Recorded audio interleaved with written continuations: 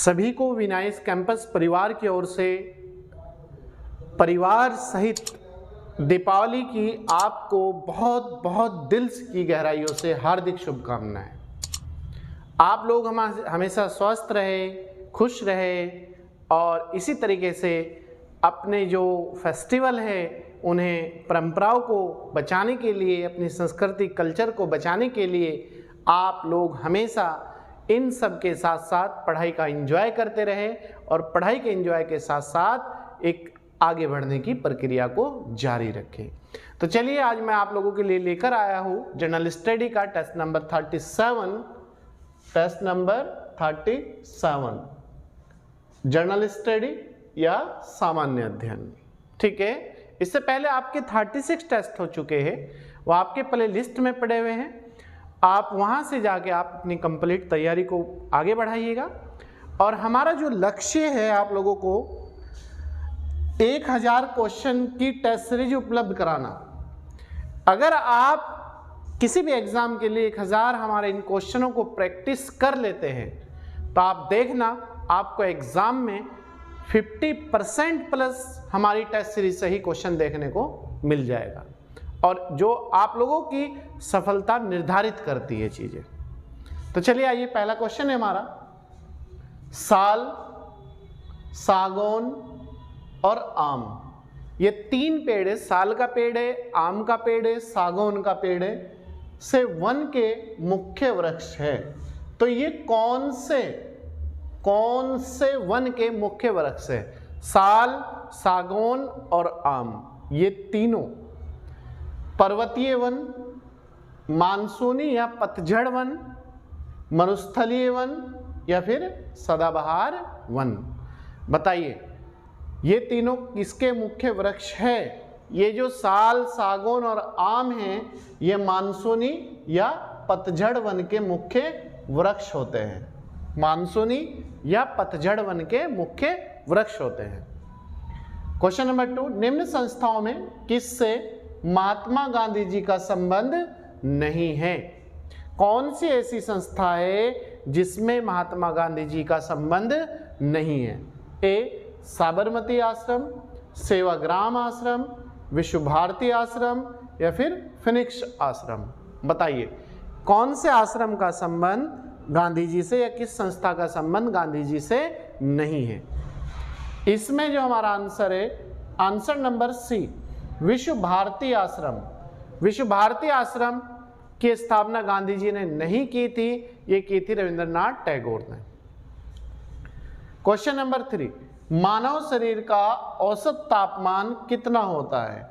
मानव जो हमारी बॉडी है, ह्यूमन बॉडी पार्ट, तो इसका जो टेम्परेचर है नॉर्मल, वो औसत कितना होता है? A, 37 degree Celsius, B 40.5 degree Celsius, C 98.4 degree Celsius, D 82.4 degree Celsius. इसका जो आंसर सही है वो है हमारा 37 डिग्री सेल्सियस। ए आंसर सही है। क्लियर है? क्वेश्चन नंबर 4, इंग्लैंड की मुद्रा का नाम क्या है? इंग्लैंड की राजधानी आप लोगों को पता है कि लंदन है, और इंग्लैंड जो है एक यूरोपियन कंट्री है। इंग्लैंड ने विश्व के लगभग 52 कंट्रियों पर राज किया है। तो इसका जो मुद्रा है वर्तमान में वो कौन सी है? येन, पाउंड, डॉलर या फिर यूरो? बताइए इंग्लैंड की मुद्रा का क्या नाम है? इंग्लैंड की जो मुद्रा है वो है पाउंड। क्या नाम है इसका? पाउंड। क्वेश्चन नंबर 5, शरीर के अंदर ऑक्सीजन की पूर्ति कौन करता है? जो हमारी बॉडी है इसके अंदर जो हमें ऑक्सीजन प्राप्त होता है उसकी पूर्ति हमें कौन सी चीज करती है? ए, प्लाज्मा, बी, रक्त प्लेट्स या फिर लाल रक्त कणिकाएं। बताइए शरीर के अंदर ऑक्सीजन की पूर्ति कौन करता है? शरीर के अंदर जो ऑक्सीजन की पूर्ति करता है वो करता है लाल रक्त कणिकाएं। जो हमारे शरीर के अंदर खून होता है उसमें ही ऑक्सीजन की मात्रा पाई जाती है। और वही हमारी बॉडी को ऑक्सीजन प्रदान करता है। इसके बाद क्वेश्चन नंबर 6 है, होम रूल लीग आंदोलन की स्थापना किसने की थी? होम रूल लीग आंदोलन 1916 में इसकी स्थापना किसने की थी? ए बाल गंगाधर तिलक, एनी बेसेंट या फिर लाला हरदयाल? बताइए। Very good. Home rule league आंदोलन की जो स्थापना की थी वो की थी बाल गंगाधर तिलक के द्वारा, ठीक है, 1916 में। क्वेश्चन नंबर 7, 6 से 14 वर्ष के बच्चों के लिए निःशुल्क एवं अनिवार्य शिक्षा का अधिकार अधिनियम 2009 कब से लागू हुआ था? 6 से 14 वर्ष के बच्चों को संविधान का आर्टिकल 21(1) या क या ए में कहा गया है कि निःशुल्क शिक्षा प्रदान की जाएगी, और ये अधिनियम या कानून 2009 में बन के पास हो गया था, लेकिन इसे जो लागू किया गया था पूरे भारत स्तर पर, वो कब लागू किया गया था? 1 अप्रैल 2010, 1 अगस्त 2010, 1 अक्टूबर 2010? बताइए। Very good. ये लागू किया गया था 1 अप्रैल 2010 को, 1 अप्रैल 2010 को। क्वेश्चन नंबर 8, मुद्रा राक्षस पुस्तक के लेखक कौन है? प्रसिद्ध पुस्तक है, बार बार एग्जाम में पूछी जाती है कि मुद्रा जो राक्षस पुस्तक है उसके लेखक कौन है? चाणक्य, बाणभट्ट, शूद्रक या फिर विशाखादत्त? बताइए। मुद्रा राक्षस पुस्तक के लेखक कौन है? इस पुस्तक के जो लेखक है वो है विशाखादत्त। विशाखादत्त मुद्रा राक्षस पुस्तक की जो रचना की थी वो विशाखादत्त, या कभी कभी एग्जाम में विशाख दत्त आ जाता है लिखा हुआ, तो आप घबराइएगा नहीं, आंसर वही है।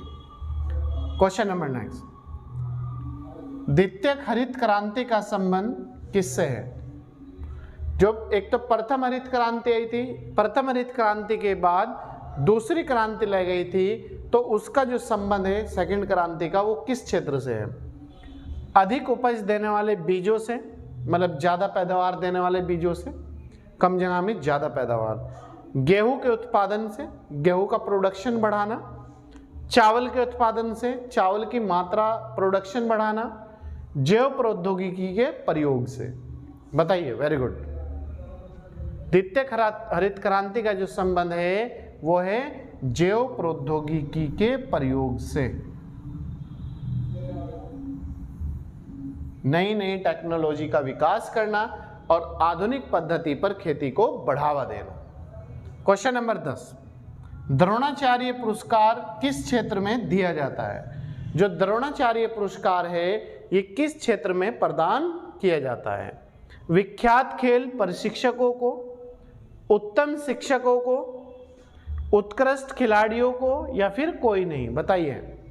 द्रोणाचार्य जो पुरस्कार है किस क्षेत्र में दिया जाता है?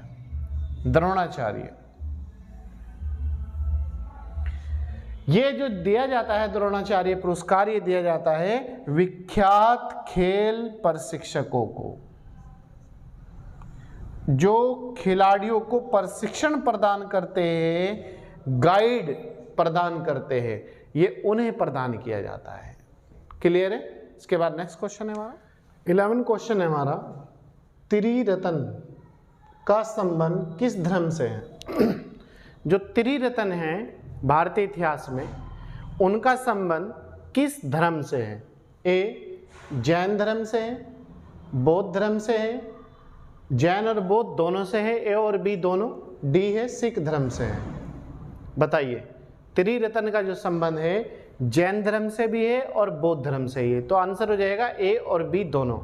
सम्यक दर्शन, सम्यक ज्ञान, सम्यक आचरण, ये है जैन धर्म के त्रिरत्न, और बौद्ध धर्म के बुद्ध, धम्म और संघ, ये त्रिरत्न बौद्ध धर्म के हैं।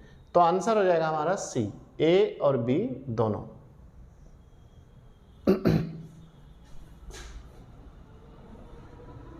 दर्शन, सम्यक दर्शन, ज्ञान, आचरण,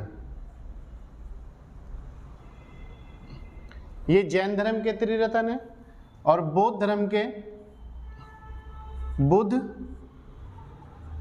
धम्म और संघ, ये जैन बौद्ध धर्म के त्रिरत्न है। आप हमेशा याद रखेंगे इस चीज को, ठीक है। क्वेश्चन नंबर 12, पंचायती राज के त्रिस्तरीय ढांचे में कौन शामिल नहीं है?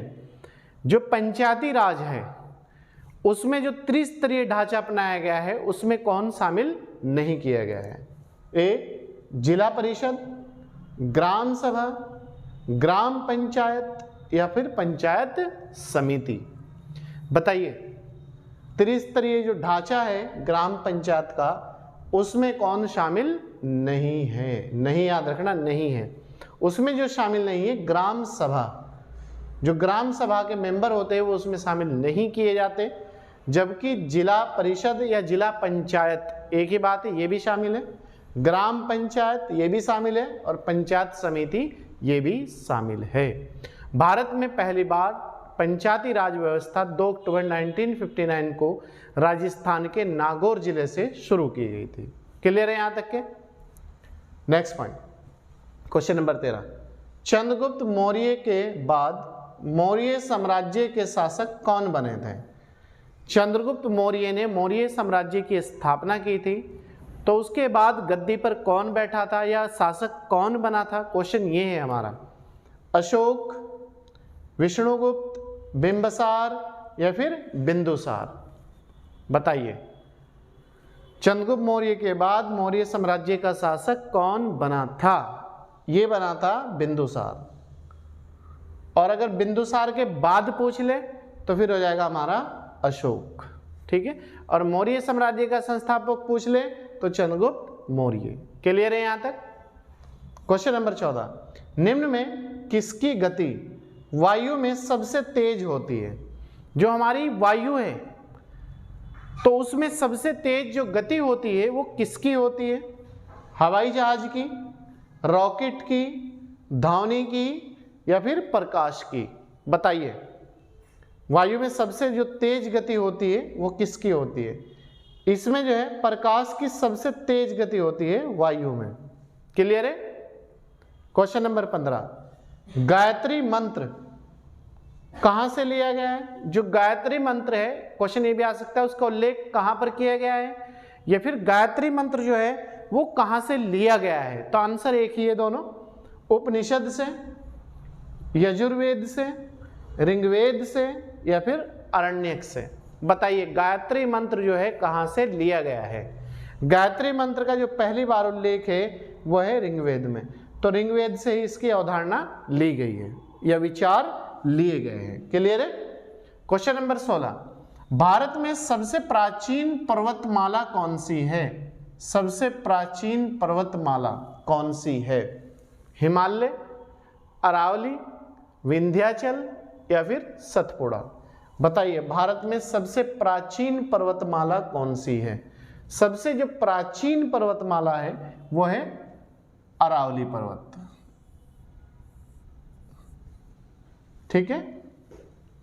क्वेश्चन नंबर नेक्स्ट, सतपुड़ा की सूरसागर की रचना सूरदास जी ने किस भाषा में की थी?